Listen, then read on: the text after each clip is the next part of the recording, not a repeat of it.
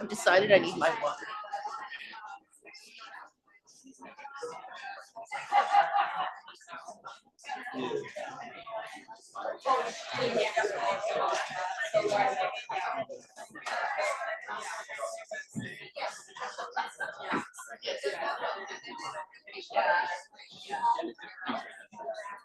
Yeah, no, I kind of want to slip it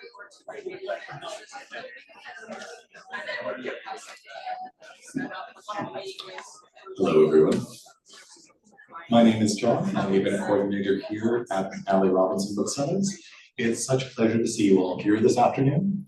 We are, of course, here to celebrate Rites of Spring, the National Poetry Month project published in the Winnipeg Free Press, and so very grateful to the Winnipeg Arts Council and Plume Winnipeg for helping to put this together.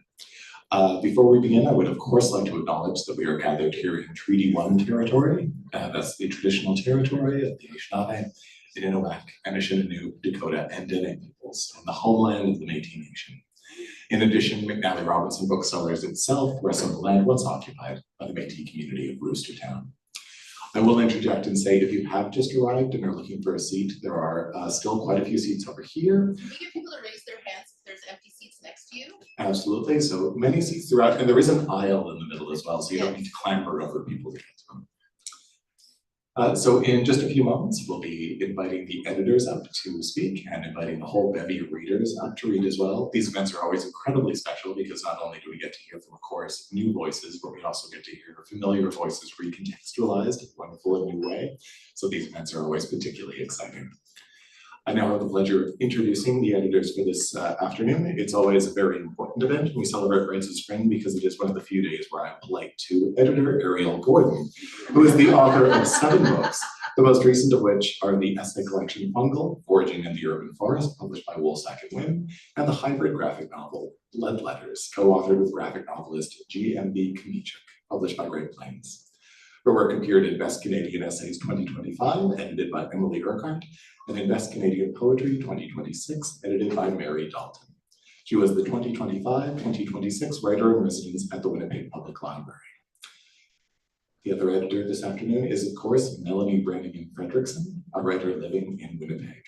She is the poetry columnist of the Winnipeg Free Press. Her poems have been published or are forthcoming in various print and online venues, including Grain, Contemporary Verse 2, and the Aftershock Review. Her echapbook, Poseidon's Cove, Athena's Cave, was published by Model Press. Her eagerly anticipated full-length debut, The Night, the Knife, the River, will be published in fall 2026 by Winnipeg Press. We'll be calling them up in just a moment. The only thing I want to put in the mind of all the speakers this afternoon is the microphone works best if it's relatively close to your mouth. Feel free to adjust it as you see fit, like so. And there was another thing. Oh, yes, indeed. I will occasionally pop out from the back to take photos, so do not be alarmed when a crouching man suddenly appears in the corner of your vision. Please join me in welcoming this afternoon's editors.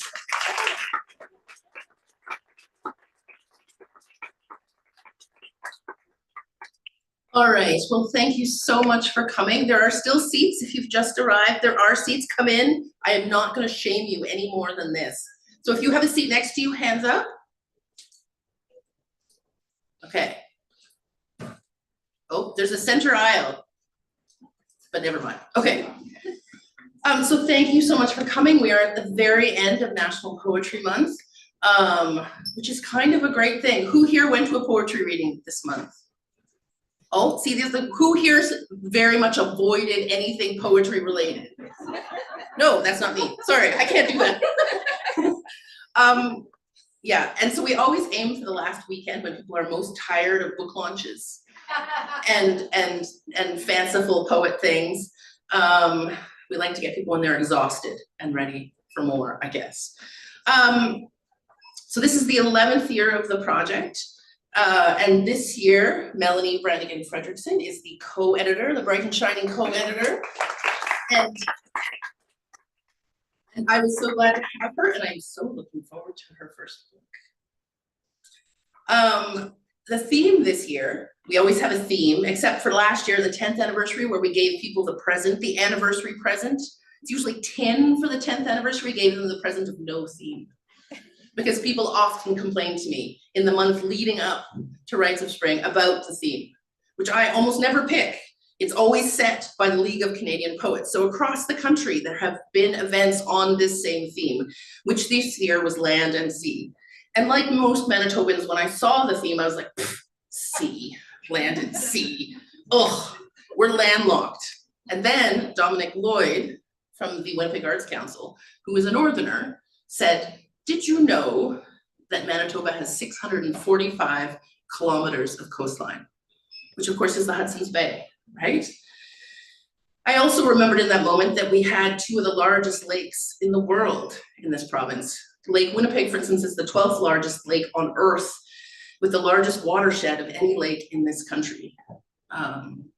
So that's pretty, we're pretty watery for a landlocked place. We're also crisscrossed with fresh water from the Red River to Owens Creek.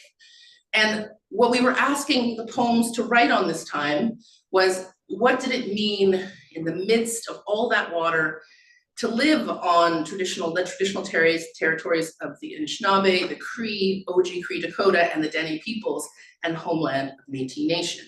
We also wanted to know, we wanted people to describe their relationship with water and land in poetry.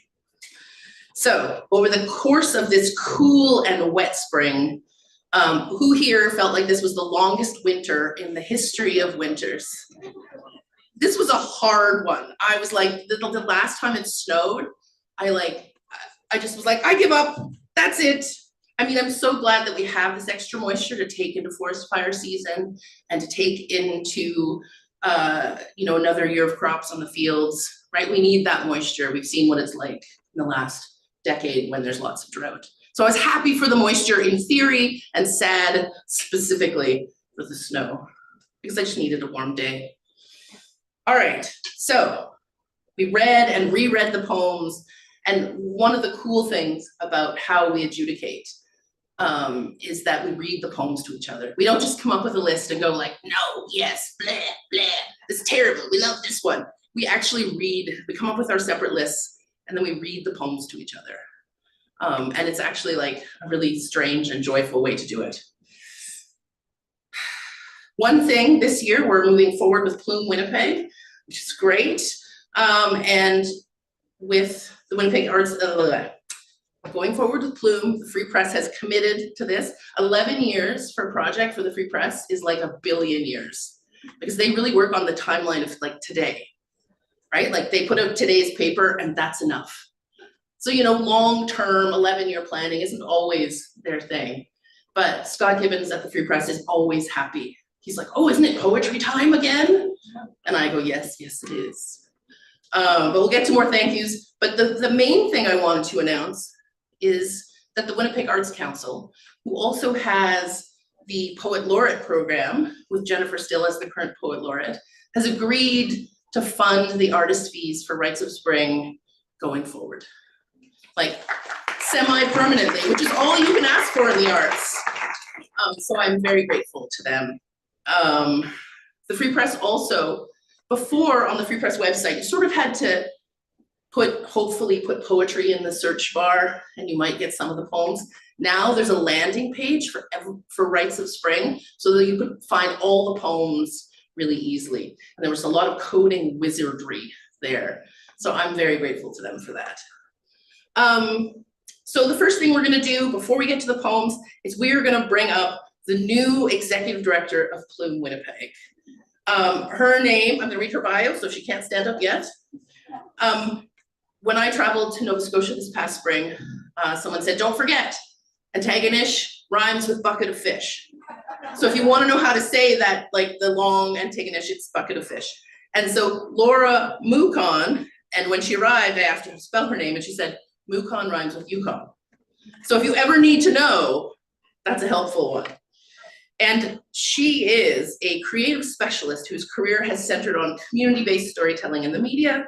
She began her studies in screenwriting at York University before transitioning to broadcasting, where she found her perfect fit as a journalist and television producer. And over the past 25 years, Laura has worked in many roles within the local media industry, including writer, producer, reporter, director, and marketing and promotions specialist. And throughout her career, she has been passionate about storytelling, audience connection, and strategic creative development, which poets know nothing about. We're all like, money? Like strategy? We just write poems. That's it. Laura lives with her husband and 2 school-aged children in Winnipeg, and in her free time, she enjoys gardening, making art, and collecting vintage decor. So please welcome Laura Muko.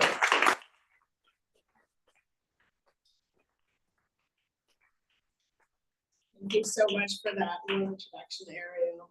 And it's a great opportunity to be able to jump up here and have a quick hello before we get started. And as many of you may know, Charlene Deal, the former executive director of Plume, retired at the end of 2025 after more than 20 years as the director of the Thin Air Festival in Plume. So it is a real honor to help guide the next era of Winnipeg's Literary Festival. I'd like to thank Ariel and Melanie for bringing this wonderful event to our community for the 11th year. What a great way to kick off spring. Finally, it's spring. Thanks to the Winnipeg Free Press and the Winnipeg Arts Council, of course, and our hosts here at McNally Robinson Booksellers. On behalf of Plume and the Winnipeg Writers Festival, I am grateful events like this are so warmly welcomed and supported. We will have some really exciting festival news coming out very soon, as we are working hard to put together the 29th annual Winnipeg Writers Festival. So please keep an eye out for some announcements around that. And a final very special thanks to the poets involved in the Rites of Spring. Thank you so much for sharing your work with us today. Thank you.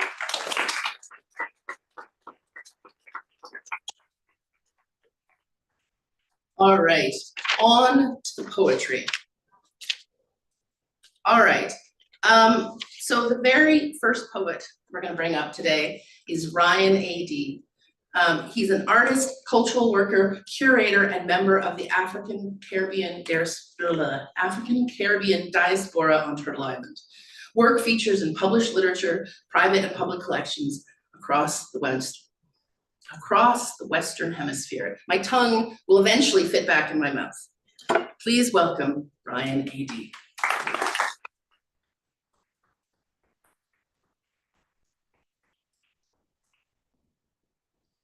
Thanks for the introduction.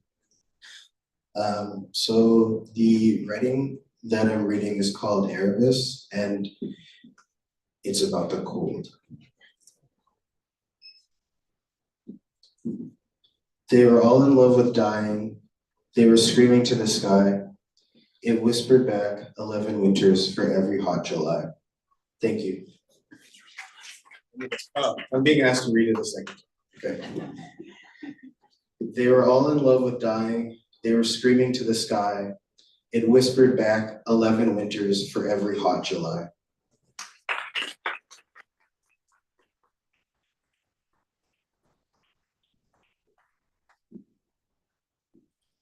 And the next reader is Jody Baltessen. Jody is an award-winning poet, writer, and archivist. Her work can be found on Creative Writing, The Goose, Prairie Fire, and elsewhere. She lives in Winnipeg on Treaty 1 territory and the homeland of the Red Métis. Welcome, Jody, please.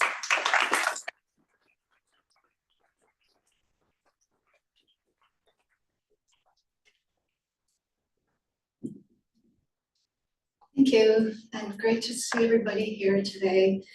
And thanks to Ariel and Melanie. So the theme for this year's National Poetry Month is like really close to my heart. I have a bit of an obsession with geography. And this poem is actually the final poem in a longer sequence of work that I wrote after reading some work by the Canadian poet Tim Milburn. Core sample. Isotope, meander. Geologists read rock as time.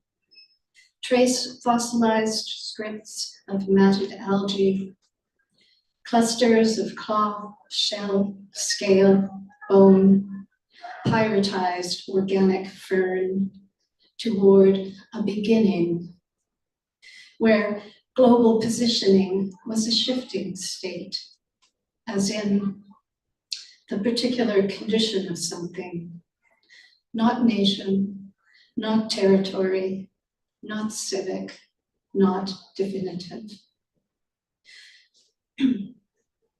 Eon, era, epoch, age. I press my ear into black pillow basalt, thrum.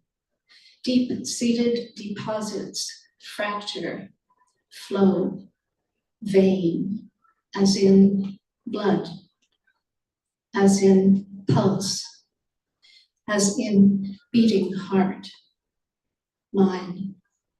A claim bedded and layered, settling into place, an intricate isotopic signature, as in a distinctive form, as in identity.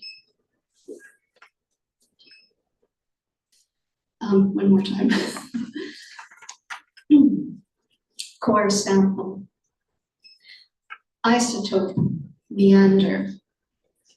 Geologists read rock as time, trace fossilized scripts of matted algae, clusters of claw, shell, scale, bone, pyritized organic fern toward a beginning, where global positioning was a shifting state, as in the particular condition of something, not nation, not territory, not civic, not definitive.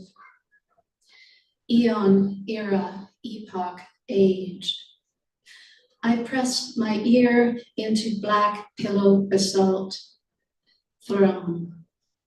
Deep-seated deposits fracture, flow, vein, as in blood, as in pulse, as in beating heart, mine.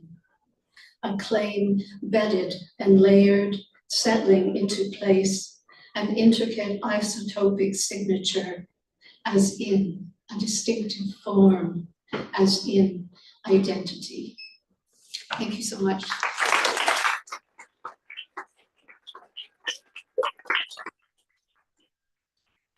Jody Baltessen, do not take my notes. And I have to say, Jody also has work in the latest issue of Prairie Fire. So for those of you that were also here on Friday, double poetry dipping, you would have heard her read that poem. So if you want to check it out, Prairie Fire, I believe is on in the magazine section, and you can get a subscription because it's a great local journal. I have to say, I did not warn you that the poets would be reading twice, but they are. They're short poems, and people are very distracted, and it's hard to take in complex language sometimes on a first hearing. So that's why we're doing it twice. You haven't had a stroke. This isn't Groundhog Day. Things aren't just happening again. That we're doing it on purpose. I also wanted to tell you about another event that's coming up. The Free Press Book Club, which is another collaboration with McNally Robinson, has the next meeting, which is free, April 28th. It's online, and the featured book is Black Cherokee by Antonio Michael Downing. So you still have time to get in on that if you want. And then the May pick is Portage in Maine, How an Iconic Intersection Shaped Winnipeg's History, Politics, and Urban Life by Sabrina Janke and Alex Judge. So that's a good additional thing to add to your literary schedule. But now we have our next poem. And it's kind of amazing, sometimes when you publish a few books, you get kind of blasé about readings, or, it's just something that you do, but you never forget your first public reading, and you never forget your first publication. And we have 3 of our poets this time, that it's their first published poem, or their first print published poem, or their first reading. So I'm not going to embarrass them specifically, except maybe in this first instance, but if we could get an extra round of applause for those people, because it's a big thing. you come up to a mic and you say intimate things to hopefully a room full of people. Like, that's kind of a strange thing, but it's one of the best things about being human, I think. Anyways, so I am just finishing my term as writer in residence at the library. Don't bring me your poems this next week. This next week is my last week. I'm not looking at your poems next week. But I was so happy to encounter our next poet, Janine Brown, there. I was so struck by her writing, and it's such a pleasure to encounter like fully formed and yet still growing voices. And so I'd really like to welcome Janine Brown, they, them, who lives in the heart of downtown Winnipeg, largely interested in poetry concerning alienation, the class war, and gender. They are very fun at parties. Please welcome Janine Brown.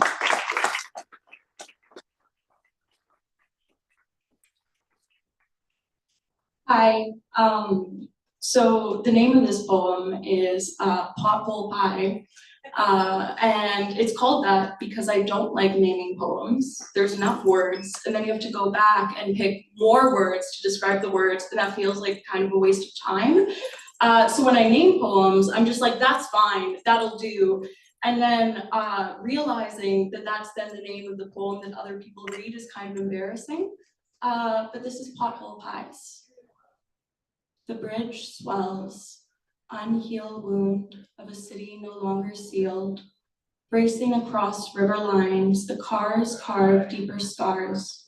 Humans will never accept water as a boundary, that water has boundaries. Abandoned boats and boots, potholes swallowing small dogs. You are learning how to walk and swim in a world of passengers. Flip to the passage about pilgrims. You have no idea how to carve a turkey. You haven't learned the perfect apology, made for what's real, an epitaph for a tourist attraction. The bridge swells, unhealed wound of a city no longer sealed, racing across river lines. The cars carve deeper scars. Humans will never accept water as a boundary, that water has boundaries. Abandoned boats and boots, potholes swallowing small dogs. You are learning how to walk and swim in a world of passengers. Flip to the passage about pilgrims. You have no idea how to carve a turkey. You haven't learned the perfect apology, made from what's real, an epitaph for a tourist attraction. Thank you.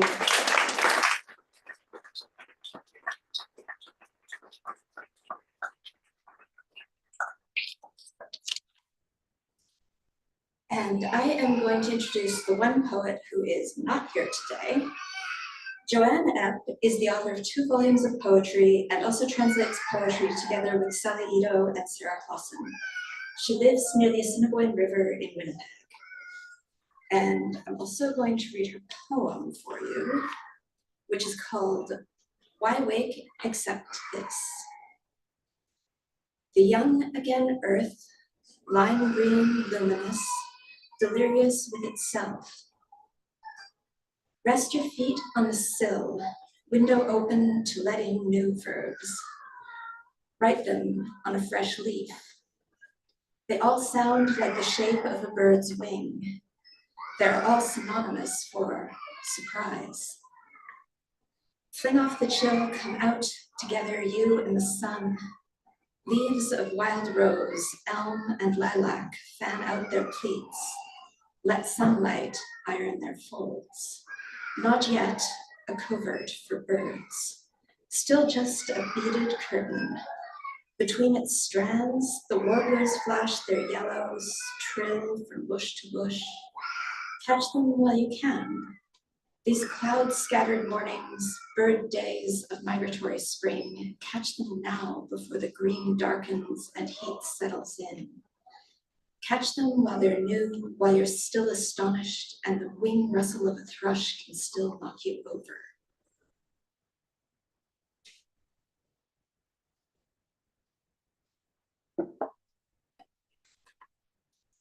Why wake except to this? The young again earth, lime green, luminous, delirious with itself. Rest your feet on the sill, window open to let in new verbs. Write them on a fresh leaf. They all sound like the shape of a bird's wing. They're all synonyms for surprise. Fling off the chill, come out together, you and the sun. Leaves of wild rose, elm, and lilac fan out their pleats. Let sunlight iron their folds. Not yet a covert for birds, still just a beaded curtain. Between its strands, the warblers flash their yellows, trill from bush to bush. Catch them while you can, these cloud-scattered mornings, bird days of migratory spring. Catch them now before the green darkens and heat settles in. Catch them while they're new, while you're still astonished and the wing rustle of the thrush can still knock you over.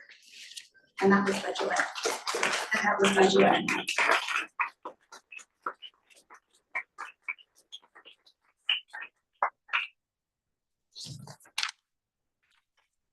All right. We have this next poet is an unusual situation in that he has been publishing short stories, has a novel coming out in June, and beyond that, he and I were in a writing group for like 10 years, 20 years ago. He has always been the person that heckles me. Don't. You do at events, but I, being in conflict interest here, because he now is obliged to give me a percentage of his royalties, such as they are, because of that early work I did to help him get to where he is. So Melanie actually picked him. So I cannot be blamed or held accountable for this poem. But my writing community wouldn't be the same without David. So I'm so glad to see him here, begrudgingly letting him into the poetry community. We're all weirdos, just so you know. All right, so David Jón Fuller is a Winnipeg writer and editor. His debut novel, Venue 13, is forthcoming from Turnstone Press in May 2026. Please welcome David Jón Fuller.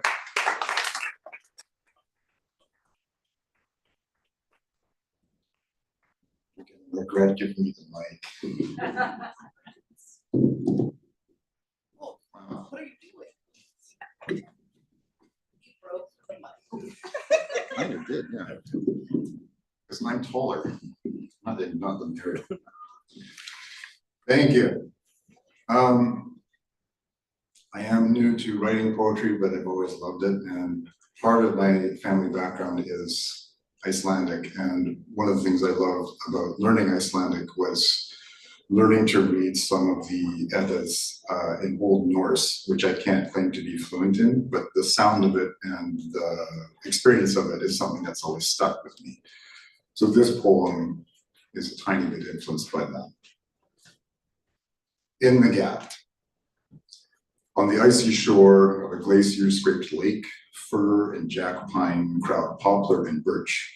Roots grow no deeper than ancient rock allows, enough to obscure this life's thinness, shallow soil accruing over centuries. Beneath it, stone strata straddling multiple extinctions, outlasting them, which bore an ice age weight so heavy, the old stone is still rebounding, even though all that's left of the ice are lakes. The Norse once thought, before people were gods, there was ice. Frosty giants and an unformed earth, a middle ground for those who would come later, but a spark was needed from the world of flame. Now, in a still cool springtime, we have worked such wicked wonders, the world changes again. Those giants of ice long gone, while a hotter world breeds blackened forests. Rains are scant, lake levels lower. After the fires, some may remain to remember, but far too much will burn. In the Gap. On the icy shore of a glacier-scraped lake, fir and jack pine crowd poplar and birch. Roots grow no deeper than ancient rock allows, enough to obscure this life's thinness, shallow soil accruing over centuries. Beneath it, stone strata straddling multiple extinctions, outlasting them, which bore an ice age weight so heavy the old stone is still rebounding, even though all that's left of the ice are lakes. The Norse once thought, before people or gods, there was ice, frosty giants and unformed earth, a middle ground for those who would come later. But a spark was needed from a world of flame. Now, in a still cool springtime, we have worked such wicked wonders, the world changes again. Those giants of ice long gone, while a hotter world breeds blackened forests. Rains are scant, lake levels lower. After the fires, some may remain to remember, but far too much will burn. Thank you.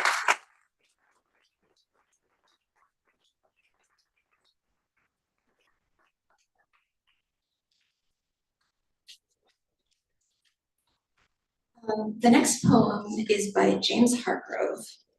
James Hargrove is a retired biological scientist. His skaldic send-up, Gudrid Goes to Gimli, won the Open Poetry Prize at the 2024 Icelandic Festival. Interests include bird migration, climate change, and converting poems to songs. And please welcome Morris, who will be reading James' poem.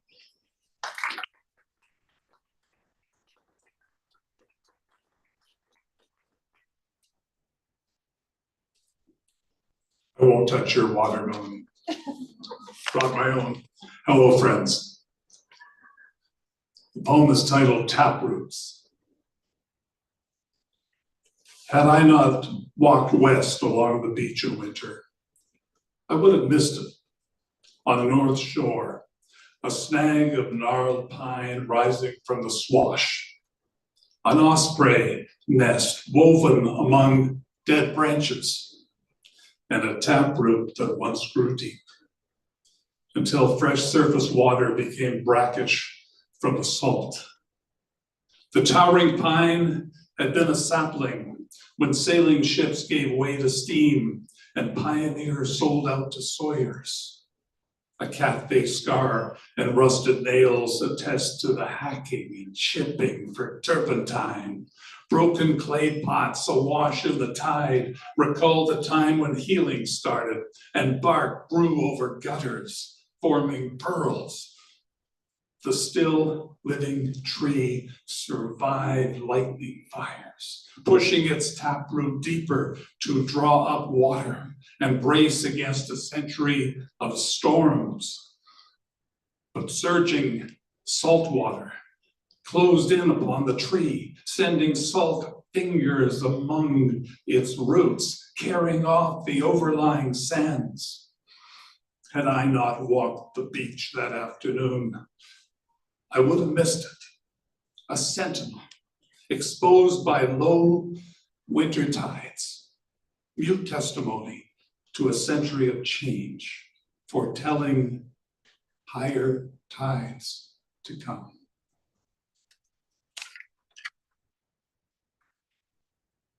Taproots by James Hargrove. Had I not walked west along the beach in winter, I would have missed it. On the north shore, a snag of gnarled pine rising from the swash, an osprey nest woven among dead branches, and a taproot that once grew deep until fresh surface water became brackish from the salt. The towering pine had been a sapling when sailing ships gave way to steam and pioneers sold out to sawyers. A cat-faced scar and rusted nails attest to the hacking and chipping for turpentine. Broken clay pots awash in the tide recall the time when healing started and bark grew over gutters, forming burrows. The still living tree survived lightning fires, pushing its taproot deeper to draw up water and brace against a century of storms. But surging salt water closed in upon the tree, sending salt fingers among its roots, carrying off the overlying sands. Had I not walked the beach that afternoon, I would have missed it. A sentinel exposed by low winter tides, mute testimony to a century of change, foretelling higher tides to come, resisted only by tap roots.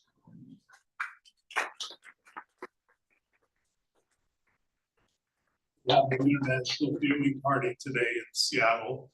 I just wanted to read this for the viewing party in Seattle. The author is with the group. This is for Dr. James Hargrove on Becoming One of Us. It's very short. He followed ospreys across continents, tracked tides the way some track time, and read the coastline like a living textbook of storms, roots, and quiet resilience. He's a skald of science and story, a man who knows how the world changes and how a single walk on a winter beach can rewrite a life. And now, after all that wandering, he's chosen his next migration. Friend, brace yourself. Dr. James Hargrove is not just moving north, he's becoming a full-time Canadian. Thank you.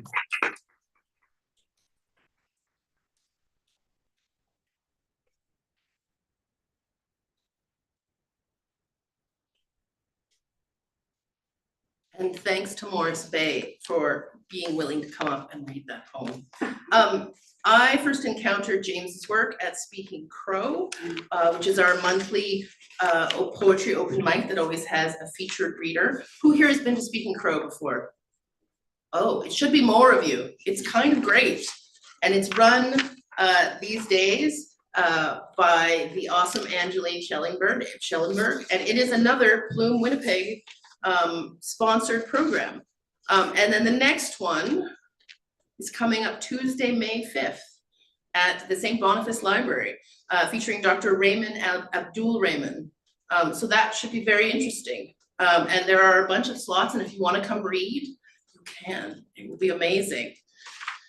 All right, so normally at this stage, I thank McNally's and John Taves for always being the person that's here, that hosts the event, and gives us basically this space free, even though we have no books to sell.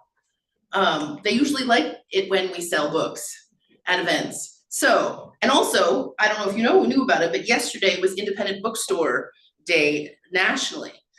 So it is a big sales weekend for the bookstore, but I feel like because you have had no books to buy here, that you could go out into the bookstore after the event and pick out a book, maybe a book of poetry, I don't know.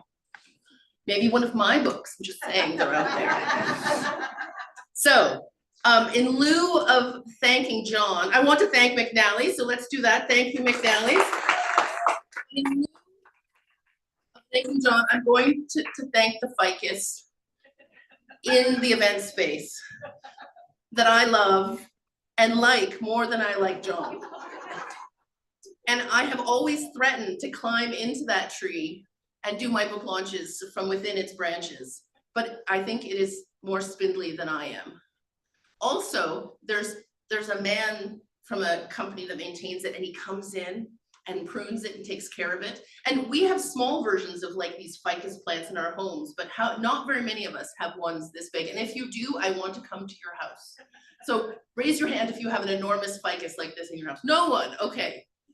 My favorite story about this was, so they had always told staff, don't water the plant, don't touch the plant. And they had someone coming in that wasn't the older gentleman to take care of it. And it started to look less happy. And then he came back and they realized that whoever it was that was doing the interim care was not watering the ficus. But it's back, look how awesome it is.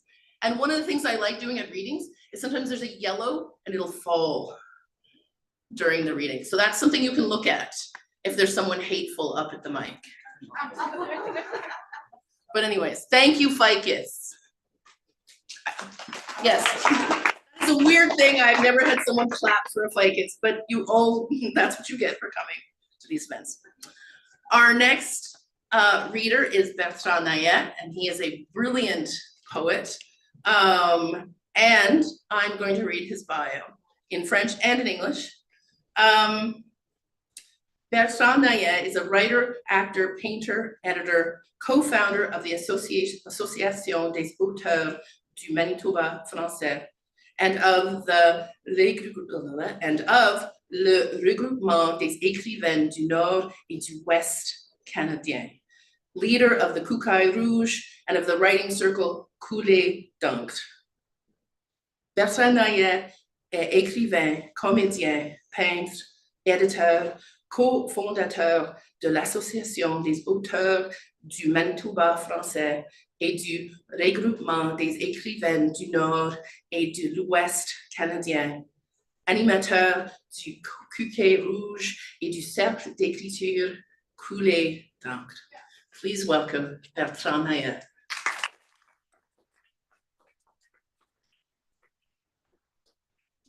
Ariel, bonjour à tous, c'est vraiment un plaisir d'être ici cet après-midi. Ce que je vais vous lire, ça fait partie d'une série sur laquelle je travaille en ce moment, qui s'appelle 52 vues de la rivière Rouge. This is from a series I'm working on, which is titled 52 Views of the Red River.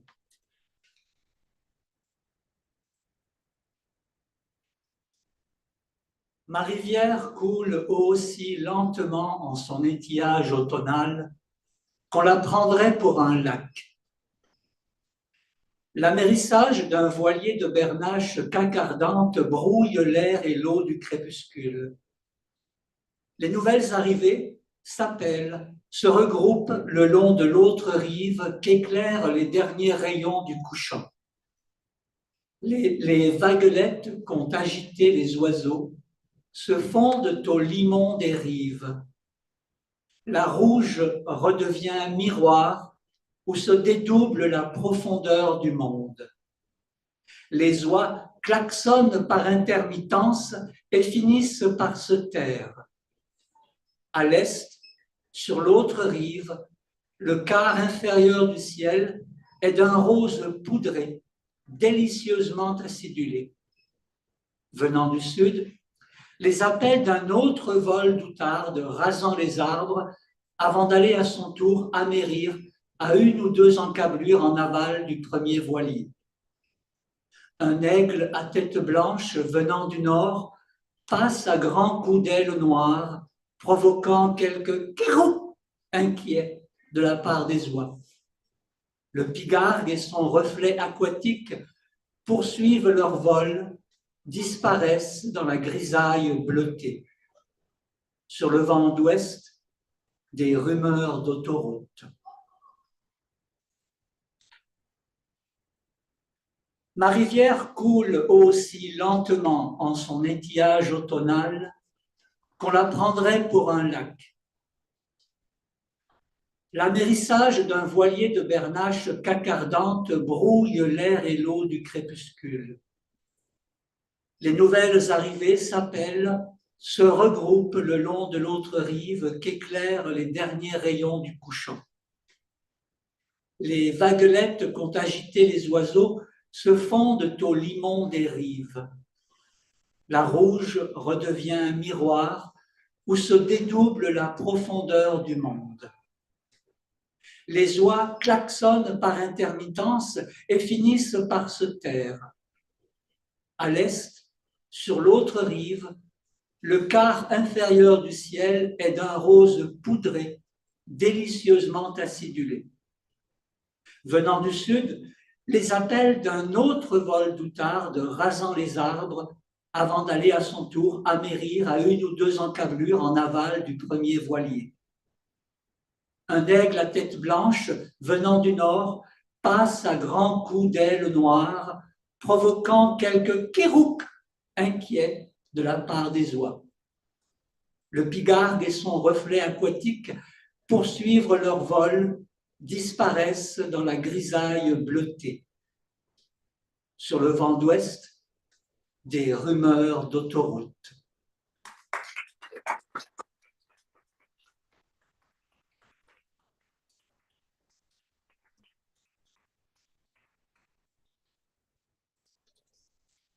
Our next poet is Désirée Penner. Désirée Penner is a queer poet, painter, and master's student. She lives on a family farm and is an Al and Euretha Purdy residency recipient for June 2026. Please welcome Désirée.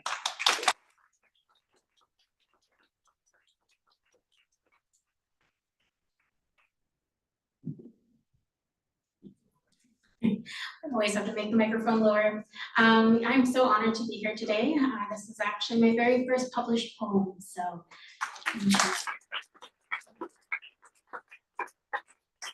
My grandma's living room closet creaked like a rickety dog as I tugged 3 boat motors from gummy depths.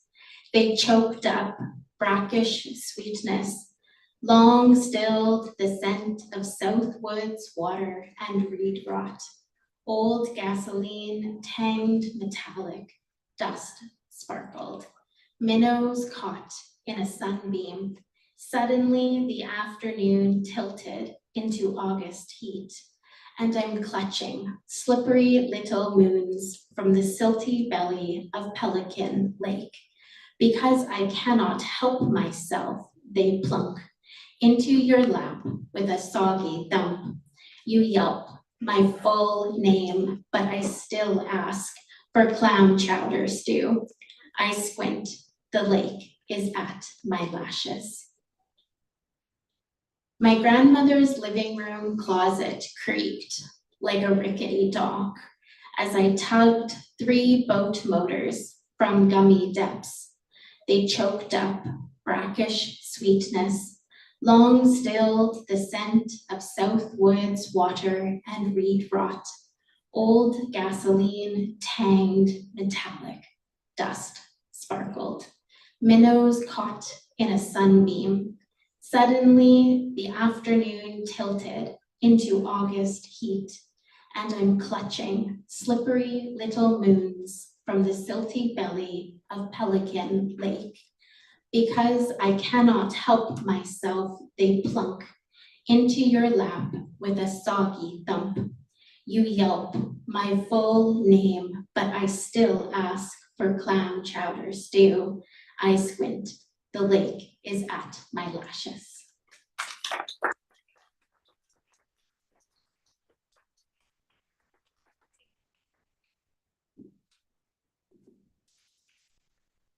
All right, now you'll notice when you got here that there was a copy of the paper on your seat.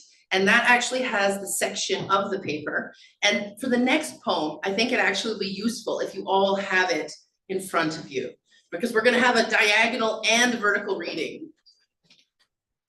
And just because it makes me happy, when you all have your paper open, I'm gonna get you to hold it up and I'm gonna take a picture of it, just because I think it's funny. All right, you're all reading your newspaper?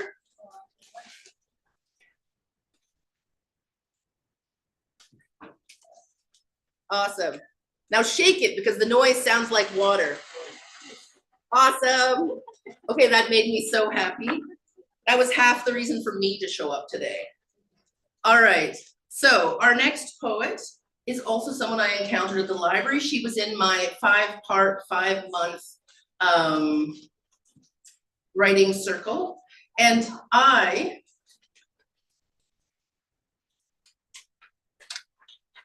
am doing a farewell reading next week that I have not been advertising because I wanted people to come to this event.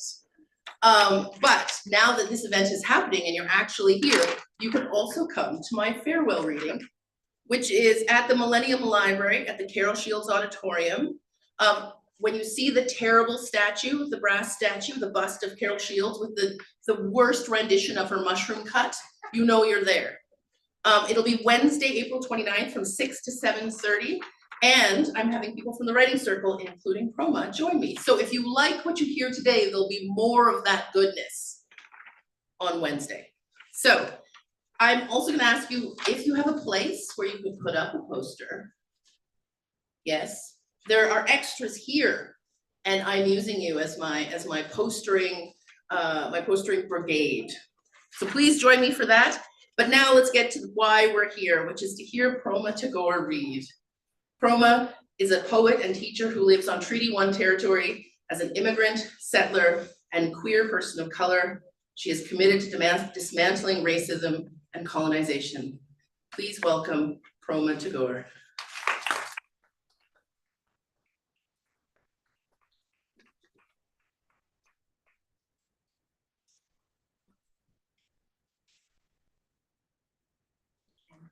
Thank you. I would like to thank Ariel and Melanie for this opportunity to read my poem, and also Ariel in particular for being such an amazing mentor this past winter. I think one of the best pieces of advice about being a poet that she has given to me is to be brave. So I'm going to be brave today and take a moment to talk about something before I read my poem. Poets and journalists alike have an incredible responsibility and also power to tell the truth and raise awareness about what's going on in our world today. Over 273 Palestinian journalists have been murdered in Israel's onslaught against the people of Palestine. This has been a deliberate tactic to keep the truth of the genocide and the conditions of occupation out of sight. So today it is important for me to express my condemnation of the current US, Israeli, and Canada-backed military aggressions in West Asia, as well as the ongoing genocide of the Palestinian people. Mainstream Canadian media has been complicit with this genocide, furthering the violence, and still much has to be done in terms of challenging anti-Palestinian racism in its reporting about the US, Israel, and Canada's crimes against humanity. As poets, if we don't say these things, our poetry and our voices are rendered meaningless. So thank you for listening. The poem that I'm going to read today is called Reorient, and I will read it twice. Reorient yourself, your identity, body, from place to land is place, belonging. Stolen land is earth, indigenous, politics, immigrant, sound from waters, home, settler, a turtle's back. Movement, sense of land is story, from race, knowing, sea to small town, how river geographies to crisscross tributaries navigate city streets and straits through busy corners. Queer, internal, remap yourself, queer, compass. Reorient yourself from place to place. Land is politics, home, movement, from sea to rivers, crisscross city streets and busy corners. Remap yourself, your identity, place to belong in, earth, immigrant, settler, sense of race, small town geographies, tributaries, straits, queer, body, land is stolen, indigenous, sound from waters, a turtle's back. Land is story, knowing how to navigate through internal compass. Thank you.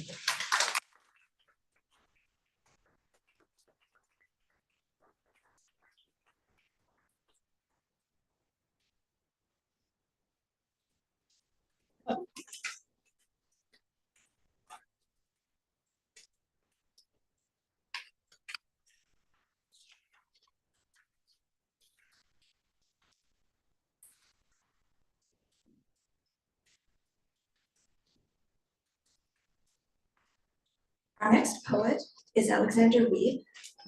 Alexander Wiebe was raised in Stonewall, Manitoba, and quickly found belonging in the outside world.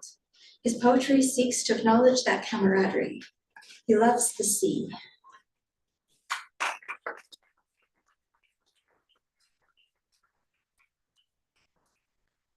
Hi everyone, it's so wonderful to be here. Thank you, Ariel and Melanie, for putting this all together. This is so wonderful. My poem, Sitting on a Matlock Pier, is about the experience of sitting on a Matlock Pier with my wife. She was pregnant with our first kid, and I was reading Moby Dick for the first time. And it was such a visceral, interplaying experience between the water, writing, reading, all of that. And so I wrote this poem. Call me Ishmael, I read, as the wind-washed waves grasp the spindly trunks of the pier's wooden legs. My eyes walk on water, firmly footed atop the swell, searching for a sail to raise, a jib to tighten, a vessel to tack. Without warning, my spirit tumbles from the pier into the waves. It is I they now grasp, and they pull me down, down, like tackle in the reeds. My body interred, my heart entombed.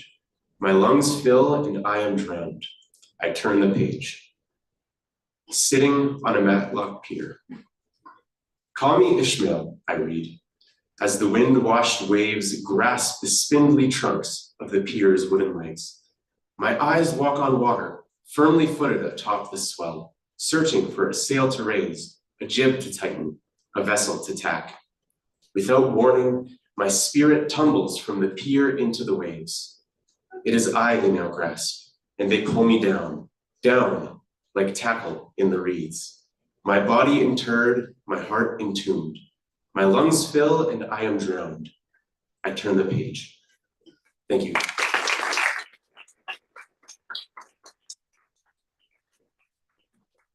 So you'll notice if you look at Alex's photo on the page that he's wearing the same sweater. He's informed me that's a part of his branding, that he will now forevermore wear that same sweater when he does readings. It's a good sweater, don't get me wrong. But thank you so much to Alex for joining us. All right, so the next poem is by Jess Woolford. I have to apologize to Jess. I'm going to take all the blame for this because her poem appears differently in the paper than in her submission and differently online than her submission. And I'm just going to say that poems that use the page like a canvas, it's one of the wonderful things that poems do, but it's so hard to replicate sometimes. And then if you add human error, mine, then it doesn't look like what it was meant to do. So I would like to apologize to Jess, and I would like you to think extra, poetry loving things towards her. Jess, apparently, I'm going to read her bio, but apparently Jess has just won the Nag Tooth Poetry Prize for her poem Transfiguration. So congratulations to her. All right, so Jess Woolford's poetry has appeared in the Mountain Troubadour, Young Raven's Literary Review, the Museum of Americana, Book of Matches, Text Power Telling, The Ecological Citizen, Prairie Fire, and CB2. So please welcome Jess Woolford.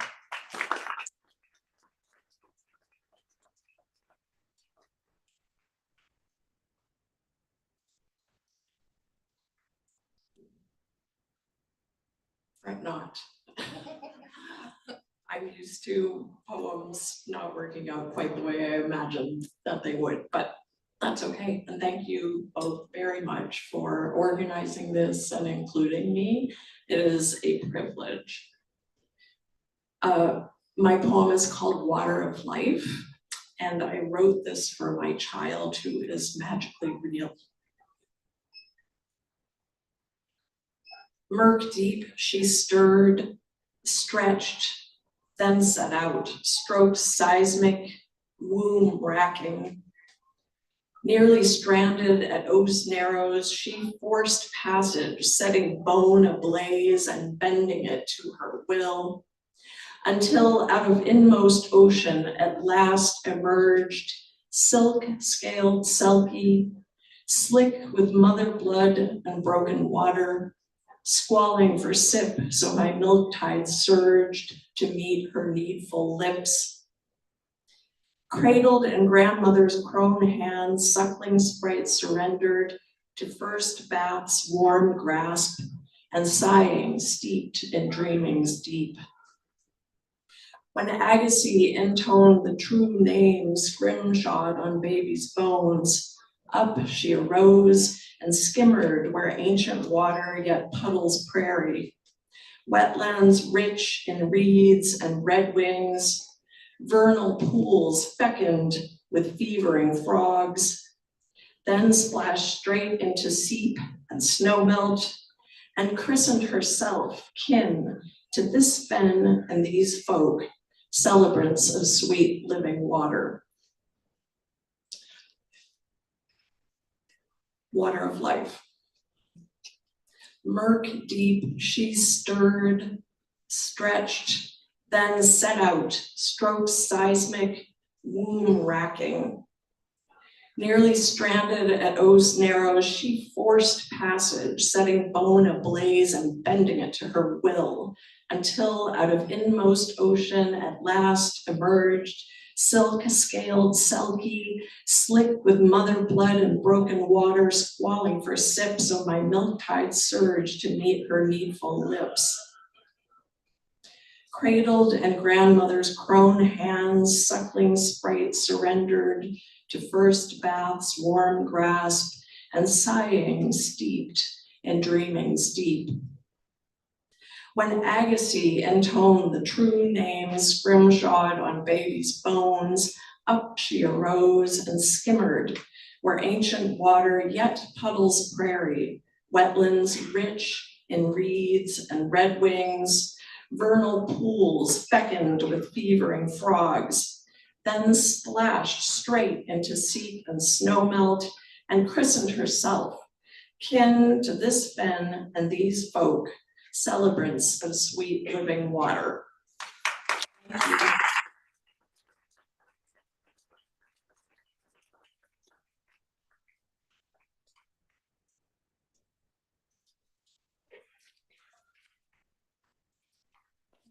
Last reader today is Chey Wright, also known as IDIC Verse. Chey Wright, aka IDIC Verse, is a two-spirit autistic Métis poet with roots in Kisikuwenen, living in Treaty 1 territory, writing on Indigenous survival, blending storytelling and lyrical precision to explore beyond belonging. Please welcome Chey Wright.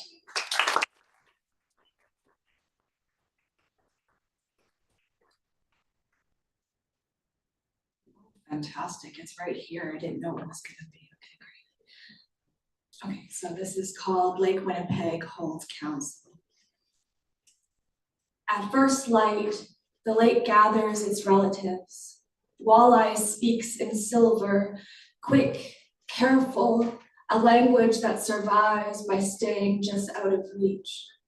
Whitefish carries the old stories, patient as winter, ice remembering every step laid upon it.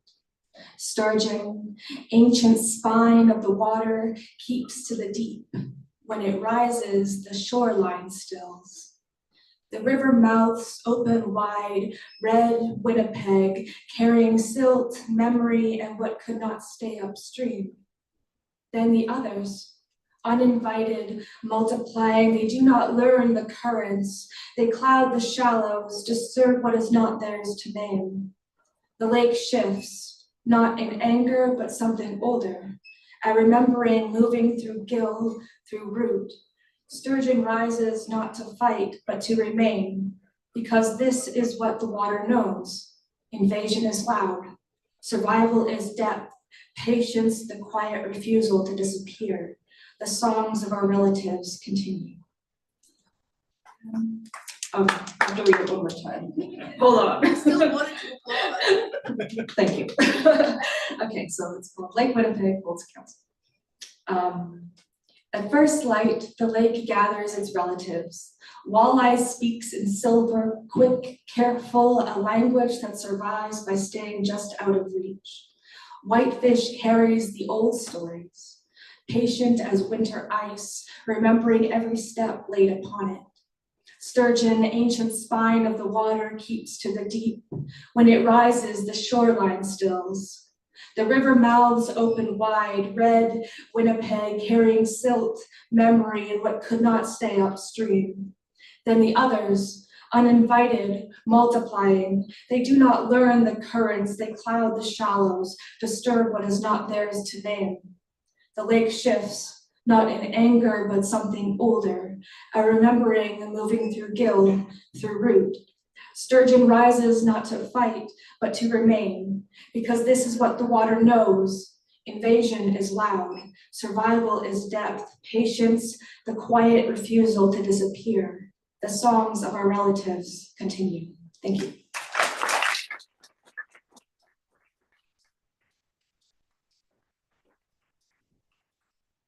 Thank you so much. All right, that is our formal program, but I have a few thank yous. First of all and foremost, never mind organizers, I want to thank the poets. I want to thank the poets who wrote the poems. So I'm going to read their names and you are going to clap and it will be amazing.